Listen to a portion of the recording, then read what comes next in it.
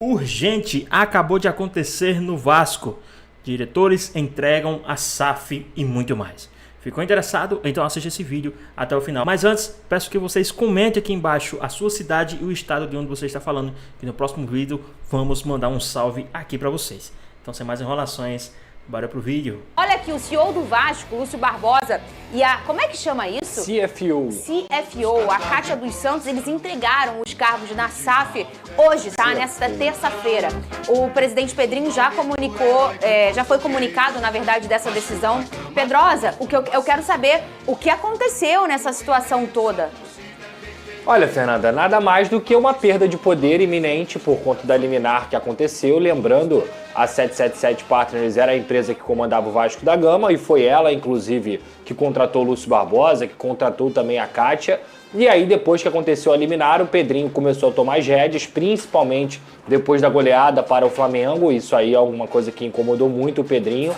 O Lúcio Barbosa vinha perdendo essa força, era ele que era, digamos assim, o diretor-presidente da SAF, as pessoas, todas as pastas respondiam para ele, mas na verdade esse desgaste já acontece há muito tempo, né? Ele acontece desde o ano passado, quando o próprio Lúcio Barbosa prometeu à torcida vascaína de que o Vasco faria grandes contratações, de que o Vasco ia brigar com as grandes equipes, e nada disso aconteceu, muito pelo contrário. Ele foi o responsável direto também na escolha do Alexandre Matos como diretor de futebol, inclusive um trabalho muito incompetente que teve a supervisão do Lúcio Barbosa, onde o Vasco teve que estourar orçamento, onde o Vasco pediu aditivo de orçamento e montou um time caro, mas que não produz nada em campo. Então esses 6 meses aí foram um desastre no futebol, culminaram também num balanço muito ruim, onde o Vasco pagou apenas 60 milhões de reais em dívida líquida, a demora do anúncio do patrocinador Master. São muitas questões que fizeram o Lúcio Barbosa se desgastar com a torcida, mas a principal delas, de fato, foi essa questão da liminar, onde ele perde a força,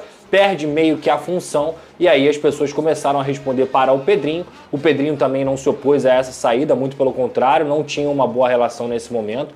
Por isso o Lúcio, junto com a Kátia, que inclusive a Kátia entrou no lugar do Lúcio nesse cargo financeiro, depois o Lúcio foi um interino e também foi efetivado, e agora eles saem juntos depois desse primeiro semestre muito caótico para o Vasco da Gama. Vê se eu entendi bem, Lucas Pedrosa, você que é um especialista em Vasco da Gama. A gente tem a SAF, que no caso era a 777. Posso falar era ou é? Ainda é, né? São 3 vias. É a 777 Partners, que foi a responsável pela compra, e aí a principal, vamos dizer assim, motivadora do processo para o Vasco virar SAF. Aí entra o quê? O Vasco criou uma empresa chamada Vasco SAF, para se desassociar do associativo. Sendo que 30% do associativo, 70% da 777. Porém, como eu já falei aqui, essa conversão de ação ela só acontece mediante os aportes. Até o momento a 777 aportou 31%, então ela tem 31% da SAF do Vasco. Com a liminar, o comando da SAF do Vasco, ela sai da 777 e passa a ser novamente do associativo. Então por isso que quem está tomando as rédeas da situação hoje é o Pedrinho, e tenta também um comprador para comprar essa parte da 777. E aí é nesse ponto que eu quero chegar. A gente, olhando essa situação toda que você acabou de explicar, a gente tem a SAF, que o pessoal fala, o Pedrinho não se dava bem com a SAF, não se dava bem com a SAF 777. Isso. Mas o Pedrinho é a favor da SAF, do Vasco ser Vasco SAF. Sim. A empresa que foi aberta e ele existe, que é a Vasco SAF, o Pedrinho apoia. O Pedrinho não tinha um bom contato com a empresa que havia comprado essa SAF, que é a 777. Isso. E na minha leitura, pelo que eu entendia, a persona 777 era ele. Porque a gente fala muito no Botafogo no John. O John é o dono mesmo. Mas a 777, ela não tinha um único dono. Então falava muito do Josh, né? E ele era a figura em que você enxergava, aquele cara de blazer e óculos. Era assim que o torcedor enxergava. Mas efetivamente dentro do Vasco como persona, eu acho que era o Lúcio. Eu fiz a leitura certa? Efetivamente, ele era o funcionário contratado pela 777. Ele era o homem escolhido pela 777. Quem era maior que ele? Ninguém. Então para tocar era... a Vasco SAF, entendeu? Só que a questão era muito maior que isso. Na época ainda, quando a 777 estava à frente do Vasco da Gama, o Pedrinho tentava contato com o Lúcio, tentava uma aproximação para poder entender o que estava acontecendo, e nada desse contato era respondido. Pode ser muito bem que era ordem da 777. Mas o Pedrinho, antes de virar presidente do Vasco, ele tinha uma relação melhor com o Lúcio do que sendo presidente. Então isso tudo também tornou esse afastamento, acabou acontecendo, e o Lúcio resolveu entregar o cargo, que era uma coisa que passava longe de ser algo que o associativo, no caso o Pedrinho, não queria. Muito pelo contrário, a avaliação do grupo do Pedrinho era de que o trabalho do Lúcio Barbosa era muito ruim, e que de fato era muito ruim. E a gente sabia, o Venê, que quando se tinha um bom contato antes, em que o Pedro não era presidente, e ele inclusive foi convidado para trabalhar na Vasco SAF, na 777. Pelo próprio Lúcio. Depois que o Pedro começa a ser o personagem de o guardião dos 30% e talvez do restante também, cara, eu preciso estar de olho nisso aqui, no que eles estão fazendo com esse Vasco, né? Ele passa a ser esse porta-voz. Começa a existir o atrito com o Lúcio, é natural, né? Não, e esse atrito vem há muito tempo, né? O próprio Pedrinho deixou isso muito claro em algumas entrevistas coletivas que ele mencionou. Eu vejo o seguinte, o Lúcio Barbosa, eu vou dar a minha opinião aqui, o Lúcio Barbosa não fazia um bom trabalho. Muito pelo contrário, ele já deu entrevista coletiva fazendo algumas promessas essas que não foram cumpridas, como ter um time competitivo e o time não era competitivo, a relação com o presidente não era boa, sendo que poderia ser boa. Eu acho que faltou um pouco do esforço do próprio Lúcio Barbosa, era uma pessoa que era muito criticada pela torcida, tanto é que quando teve o protesto aqui, eu falei, beleza, quer cobrar jogador, mas eu acho que tem que cobrar uma outra pessoa que acabou não sendo cobrada ali nos vídeos, que no caso era o Lúcio Barbosa, o homem responsável, como você mencionou, pela SAF do Vasco, era o representante da 77 aqui no dia a dia do Vasco da Gama. Agora fica a dúvida de como será, né? Se vai chegar um outro profissional para assumir esse cargo, quem será, enfim, se vai ter uma boa relação com o Pedrinho. O fato é o seguinte, o Pedrinho, pelo visto, ele está fazendo de tudo para melhorar o ambiente do Vasco da Gama. E não tem jeito.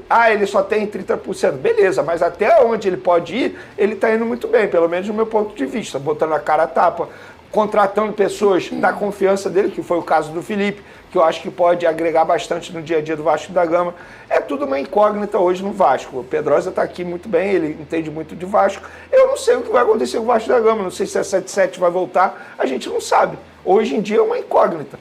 É torcer para isso não atrapalhar o dia a dia dos jogadores. Eu acho que só vai atrapalhar se atrasar salário. A partir do momento que atrasa o salário, aí eu acho que influencia bastante o desempenho dos jogadores.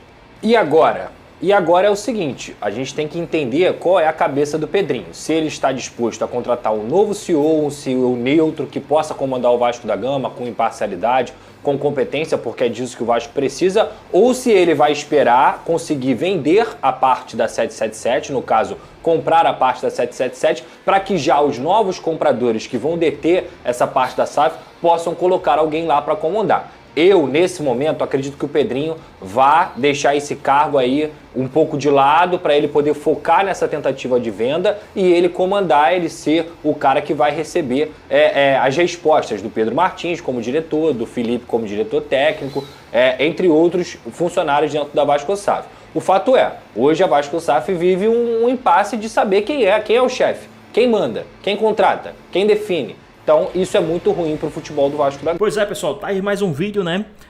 O Lúcio Barbosa e a Kátia dos Santos entregaram o cargo na SAF do Vasco.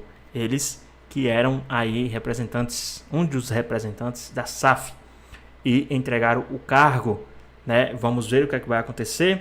Acredito que é como o Pedrosa falou, né? Devido a todo esse embate e tudo mais que está tendo aí na justiça com a SAF, acredito que a SAF vai sim sair do Vasco e já começam a se desfazerem os cargos desta SAF.